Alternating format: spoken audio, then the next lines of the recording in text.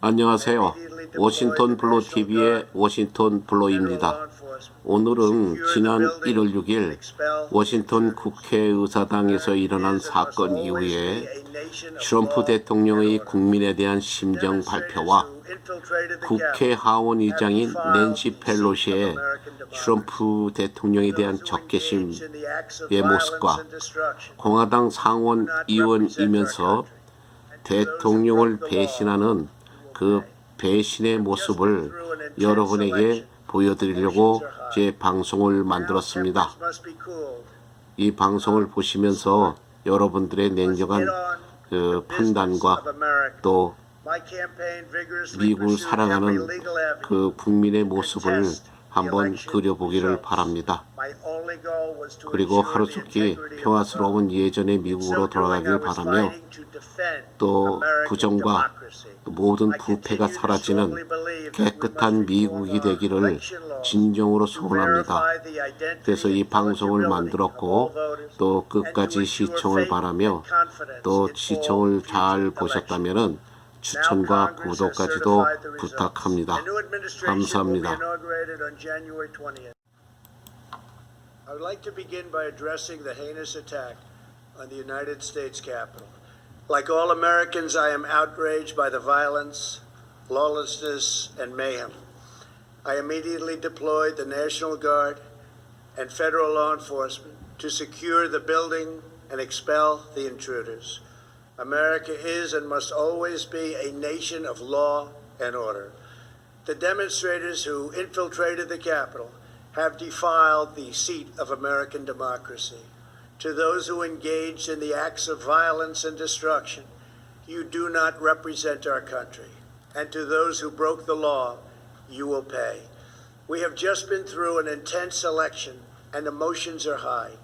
But now tempers must be cooled and calm restored. We must get on with the business of America. My campaign vigorously pursued every legal avenue to contest the election results. My only goal was to ensure the integrity of the vote. In so doing, I was fighting to defend American democracy. I continue to strongly believe that we must reform our election laws to verify the identity and eligibility of all voters and to ensure faith and confidence in all future elections.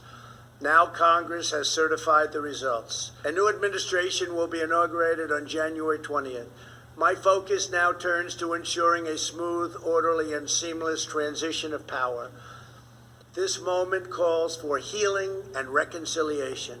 2020 has been a challenging time for our people. A menacing pandemic has upended the lives of our citizens, isolated millions in their homes, damaged our economy, and claimed countless lives. Defeating this pandemic and rebuilding the greatest economy on earth will require all of us working together. It will require a renewed emphasis on the civic values of patriotism, faith, charity, community, and family. We must revitalize the sacred bonds of love and loyalty that bind us together as one national family. To the citizens of our country, serving as your president has been the honor of my lifetime. And to all of my wonderful supporters, I know you are disappointed, but I also want you to know that our incredible journey is only just beginning. Thank you, God bless you, and God bless America. Because yesterday, the President of the United States incited an armed insurrection against America. The gleeful desecration of the U.S. Capitol, which is the temple of our American democracy, and the violence targeting Congress are horrors that will forever stain our nation's history, instigated by the President of the United States. That's why it's such a stain. In calling for this seditious act, the President has committed an unspeakable assault on our nation and our people. I joined the Senate Democratic leader in calling on the Vice President to remove this President by immediately invoking the 25th Amendment. If the Vice President and Cabinet do not act, the Congress may be prepared to move forward with impeachment. Mr. President, when I arrived in Washington this morning, I fully intended to object to the certification of the electoral votes. However, the events that have transpired today have forced me to reconsider, and I cannot now in good conscience object to the certification of these electors. My objection was intended to protect the sanctity of the American democratic process, and I thank law enforcement for keeping us safe.